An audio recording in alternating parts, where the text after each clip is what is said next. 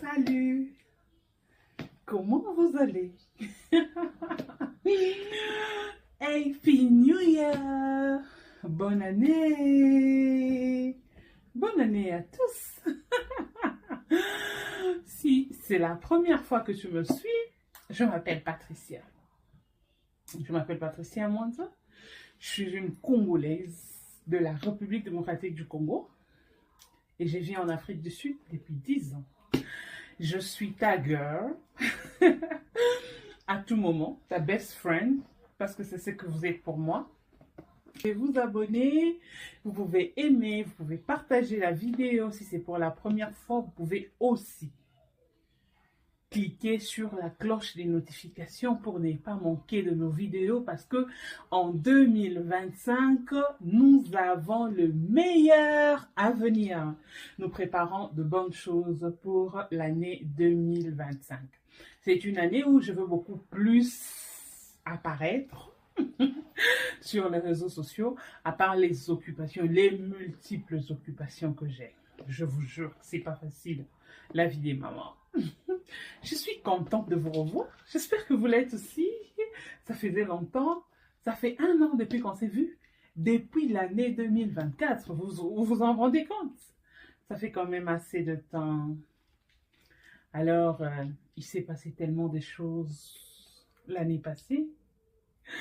Je ne sais pas par rapport à vous, mais par rapport à moi, il s'est passé beaucoup de choses. C'est vraiment une année beaucoup de bénédictions, une année où nous avons pleuré, une année où nous avons ri, une année où nous avons réellement vu la main du Très-Haut, du Protecteur, du Seigneur dans nos vies.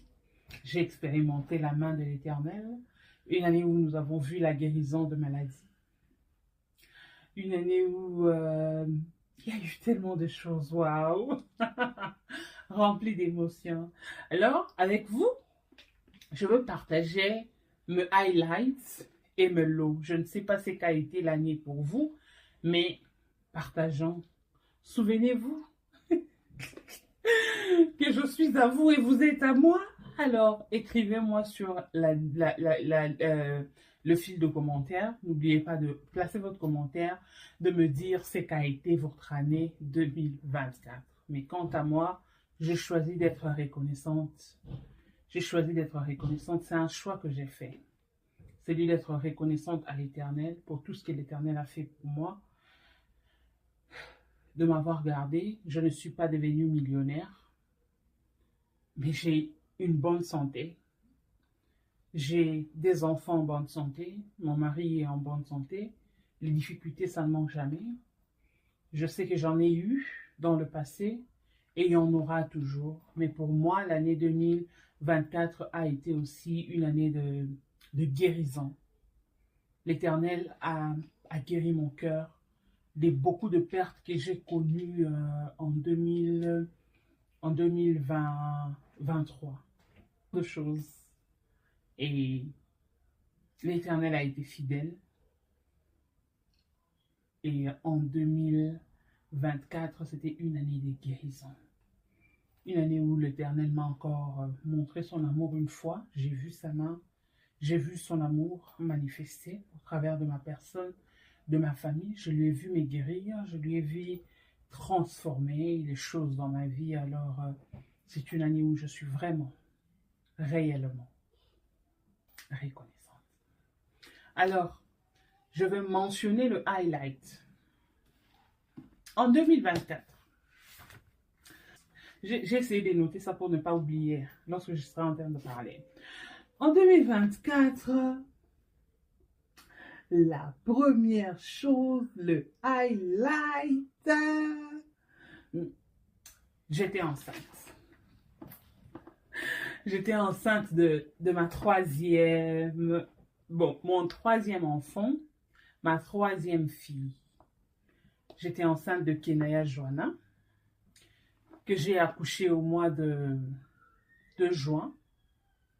J'ai accouché au mois de juin. Tout s'était bien passé. J'étais enceinte, c'est une bénédiction.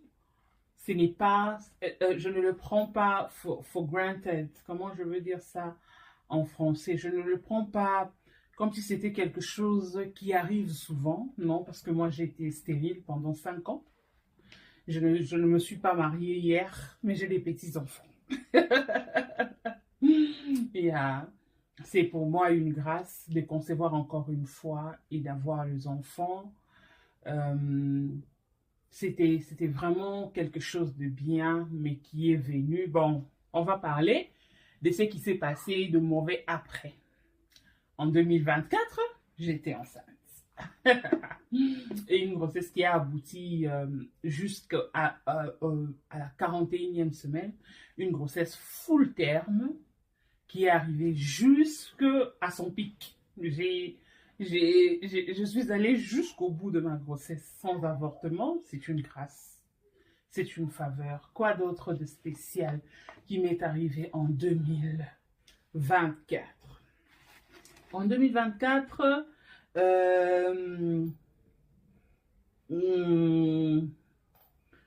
je suis allée en formation. Moi qui pensais que lorsque je suis enceinte, je ne peux rien faire. So, I had to challenge myself. Cette fois-là, je me suis dit que je vais voir un peu ce que ça donne.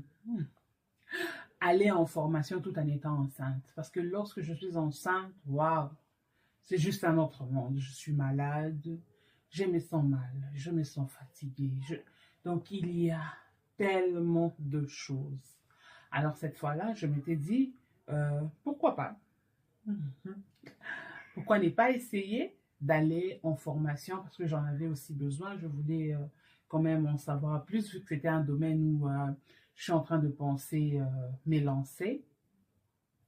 Vu que c'était un domaine où j'étais en train de penser m'élancer, alors je me suis dit, pourquoi pas y aller? Je suis allée faire le Safety Cloud. Je suis allée faire les Occupational Health and Safety. Le Environment Management, quelque chose de ce genre. C'est la formation dans laquelle j'étais allée. Et c'est parmi les choses, un domaine dont je voulais me lancer. Alors je me suis dit, pourquoi ne pas essayer d'ajouter un plus sur mon CV, y aller et voir ce que ça va donner. Demandez-moi quoi? Je suis allée, je l'ai fait.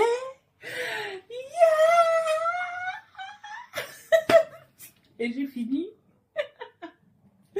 Je suis allée, je l'ai fait. Et grâce à Dieu, j'ai fini. J'ai eu mon certificat. J'ai ajouté une formation dans mon CV. Je me suis challengée. C'était quelque chose de bien. Pour moi, c'était une réussite. Une réussite. Et quoi d'autre? J'ai encore fait en 2024. En 2024. En 2024,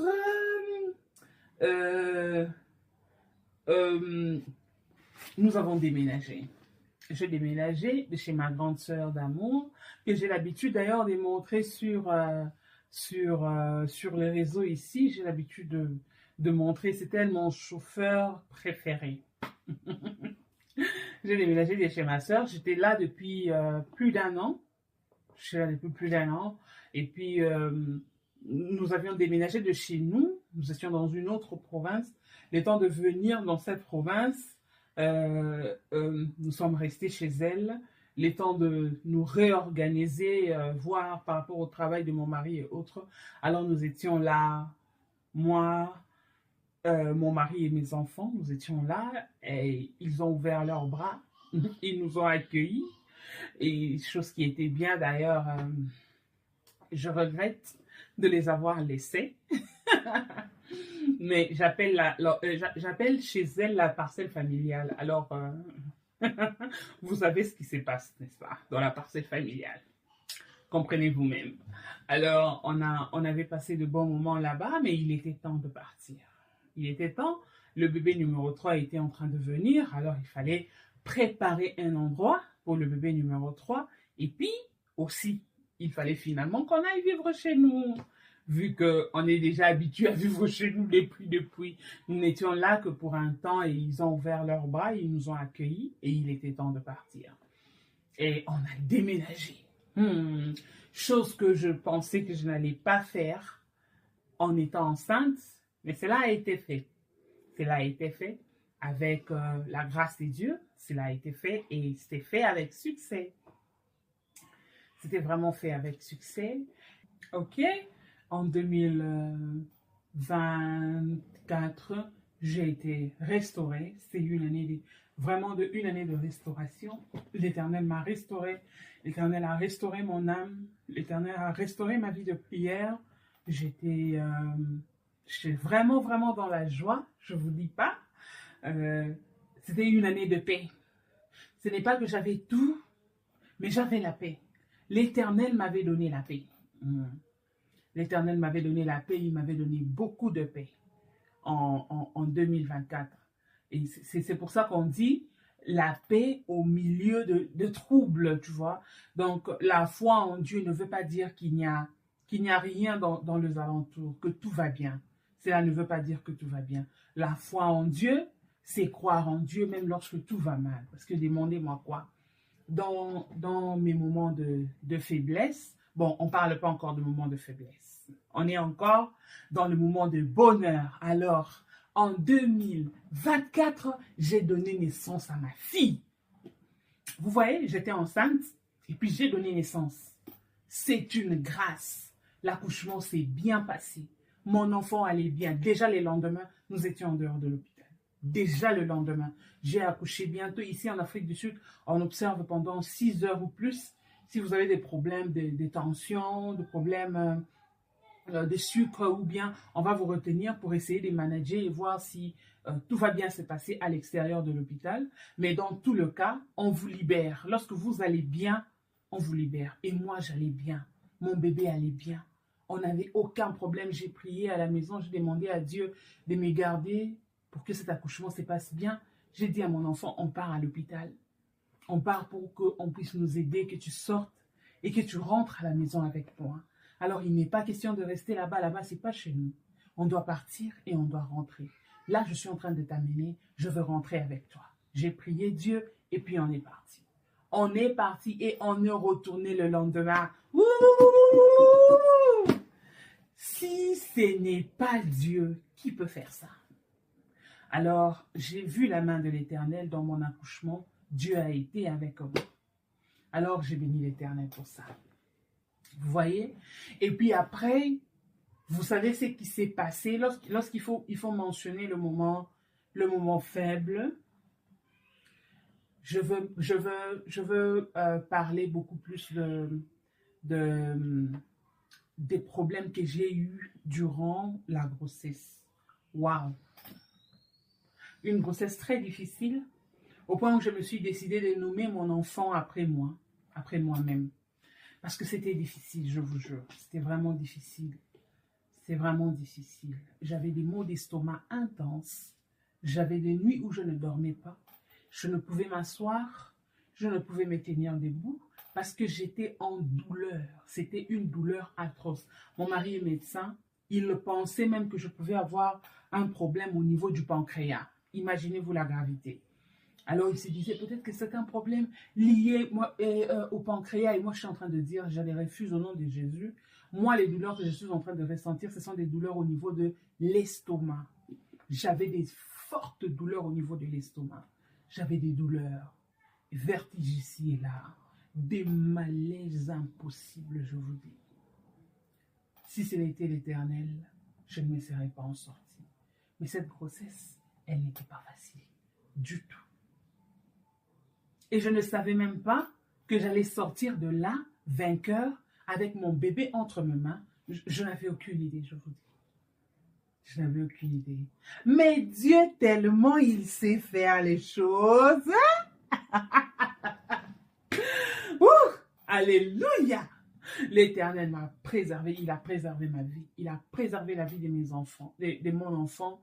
Il m'a préservé, moi, et puis nous sommes sortis de là, nickel. Le deuxième jour, je marchais, donc j'allais déjà mieux.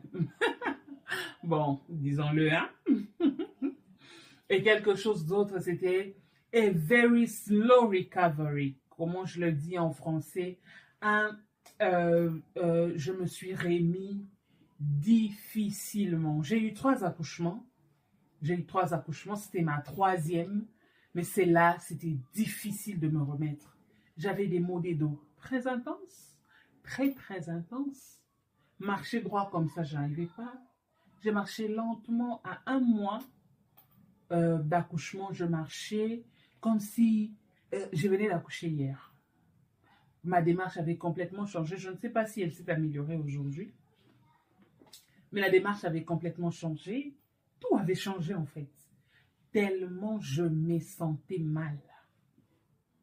Et juste quelques temps après l'accouchement, les douleurs d'estomac ont repris encore. Les douleurs d'estomac ont repris, ça m'a encore rechuté dans ma rémission, voilà. Ça m'a encore fait rechuter et j'allais petit à petit, je me forçais petit à petit, grâce à l'Éternel. C'était very slow, très lent, mais c'était bien. Ça s'est bien passé, je me suis remis et je loue l'Éternel pour cela. Et parmi le lot encore que je voulais parler, c'était quoi encore? La perte, hein? La perte des membres de famille. J'ai perdu quelques membres de famille. J'ai spécialement perdu une sœur, une cousine avec qui nous avons grandi. Elle était décédée par des conditions vraiment pas trop bien. Elle était malade jusqu'à ce qu'elle meure. C'était vraiment difficile pour moi. Je ne l'ai pas acceptée aussi facilement. Elle est morte très jeune. On a prié, j'ai prié. Lorsque j'ai appris qu'elle était malade, j'étais en train de motiver tout le monde dans la prière. Ne regardez pas ce qu'elle a fait des mauvais. Venez, prions pour que l'Éternel fasse quelque chose pour elle. Mais l'Éternel en a décidé autrement. Elle est partie très jeune, je vous dis. Elle est partie très jeune. Très jeune.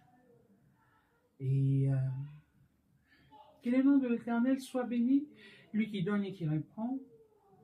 C'est un choc. Voilà, la perte des membres de famille. Et quoi d'autre? Dans le slow recovery, il y a aussi cette partie où j'ai perdu les cheveux. Waouh! Je veux mettre cette vidéo-là sur YouTube aussi. J'ai tellement perdu, je pense que c'est la vidéo qui viendra juste après celle-là. J'ai perdu tellement des cheveux. Pour moi, ça signifie beaucoup parce que j'ai un business des cheveux. J'ai un business des cheveux, de produits des cheveux. J'ai un business de produits des cheveux. Alors, ces produits des cheveux-là, pour mieux les vendre, il faut avoir des cheveux en bonne santé. Vous pouvez le remarquer ici. Ici, combien mes cheveux sont courts. Il y a, par rapport au postpartum, j'ai perdu tellement de cheveux, beaucoup de cheveux. Les cheveux partaient en grande quantité comme ça. Lorsque tu te laves, lorsque tu défais les cheveux, que tu mettes des mèches, des extensions ou pas, les cheveux étaient en train de partir. Ça partait donc sans pitié, quoi. Et pour moi, c'était vraiment... C'était vraiment choquant parce que j'ai des longs cheveux et mes cheveux font partie de mon business, vous voyez. Mes cheveux font partie de mon business. Alors, le fait de perdre mes cheveux, j'ai toujours perdu les cheveux après la grossesse, mais je pense que cette fois-ci, c'était un peu trop. J'ai pas trop supporté. J'ai des longs cheveux, vous voyez. J'ai des très longs cheveux. Ça, ce sont pas mes cheveux, ça, ce sont de plantes. Hein? J'ai mis de brésiliennes sur mes cheveux. Ce sont pas mes cheveux. Mais mes cheveux aussi, elles sont longues. Donc, si je ne suis pas très loin de ça. Sincèrement, c'est pas pour m'enorgueillir, mais je ne suis pas très loin de ça. J'avais perdu beaucoup de cheveux ici devant, ici et ici. À l'intérieur, j'ai perdu des cheveux comme pas possible. Je n'avais jamais perdu autant de cheveux auparavant. Mais c'est ce qui s'est passé encore. Pour moi, c'est une perte. Vous voyez? perdre autant de cheveux, après les efforts, après le soin, après tout ce qu'on fait pour prendre soin de toi, lorsque tu as encore des breakouts, c'est pas facile, c'est pas facile. Je ne les ai pas bien prises. Pour moi, c'était quand même un moment assez difficile. Mais en général, l'année 2024 a été une bonne année so far. Il y a eu des moments où tu as senti comme si tu étais en train d'abandonner, surtout lorsque j'étais enceinte. Des douleurs, tu t'es dit non, non, non, non, non, non, je n'en peux plus, j'ai demandé une césarienne, on me sort cet enfant, je dois me retrouver, je me suis perdue dans cette grossesse, je dois faire quelque chose. Il y a des moments où I almost gave up, vous voyez, j'ai pratiquement abandonné, mais l'Éternel a été avec moi et il a été mon rocher. Je vous remercie d'avoir été avec moi, bien qu'on ne postait pas très souvent, on postait en boitant, et je promets que cette année, nous allons faire mieux. Il y aura beaucoup plus de vidéos, et il y a d'autres vidéos même que l'on a enregistrées, qui sont déjà passées, que nous allons aussi éditer et puis mettre sur la chaîne pour vous update comment est-ce que les choses se sont passées. Alors, nous allons faire comme ça. Souvenez-vous qu'il n'y a que vous pour prendre soin de vous. Espérons que l'année prochaine, c'est l'année ici que... Regardez, nous sommes en 2025. Je parle comme si c'était l'année passée. Nous sommes déjà en 2025. Je prie que cette année soit une année de grâce et de faveurs. Une année où nous allons expérimenter l'Éternel dans une autre dimension. Nous allons expérimenter l'Éternel dans une autre dimension. Une année où nous allons le voir en œuvre. Pas une année des pertes. Pas une année des pertes. Et il y a une chose que moi je sais, c'est que même dans le noir, même dans le fond, même dans le trou, partout où je suis, l'Éternel est avec moi. Alors, si dans le trou il est avec moi, qu'en est-il de 2025? Et on espère encore faire beaucoup de choses avec l'Éternel, car c'est seul avec l'Éternel que nous ferons des exploits. Il donne la force à toutes ces femmes qui sont seules à l'étranger, avec les enfants, parce qu'ici à l'étranger, nous n'avons pas beaucoup d'aide. Hein. Les gens qui sont au pays sont très bénis. Nous, à l'étranger, nous n'avons pas beaucoup d'aide. Alors, l'Éternel va donner la force à ces femmes. L'Éternel va donner la force à ces hommes qui se réveillent tout le matin, qui vont chercher pour leur famille, ainsi qu'à ces femmes qui laissent leurs enfants avec beaucoup de peine, qui vont pour aller chercher pour eux, pour essayer de construire un avenir meilleur. L'Éternel sera la force de celui-là qui est fatigué, qui est affaibli. Moi, je le crois pour vous et je prie que Dieu le fasse pour vous. Je prie que votre Dieu le fasse pour vous et que mon Dieu le fasse pour vous. Qu'il soit votre Dieu, qu'il soit avec vous en 2025, que vous puissiez vivre la prospérité, surtout que vous puissiez vivre la main de l'Éternel. S'il y a une chose que je peux vous conseiller, c'est de prendre votre vie spirituelle au sérieux. Prenez votre vie spirituelle au sérieux. Donc, préservez votre connexion avec l'Éternel. Essayez un tout petit peu, juste un peu, de vous débarrasser de ce qu'il y a à l'extérieur. À l'extérieur, il y a beaucoup de choses qui nous distraient par rapport à notre futur. S'il est possible de quantifier notre temps et d'avoir un focus sur l'avenir. L'avenir qui est l'Éternel, notre Dieu. Voyons les choses avec les yeux des dieux. Je suis chrétienne et j'en suis fière. Je ne sais pas quant à toi, mais vois les choses selon ton Dieu. Vois les choses dans la direction de ton Dieu. Demande à ton Dieu de te donner les lunettes pour que tu puisses voir l'avenir avec lui, pas par toi-même. Je vous aime, je vous souhaite le meilleur. Portez-vous bien, prenez soin de vous. Que Dieu vous bénisse. On se voit à la prochaine.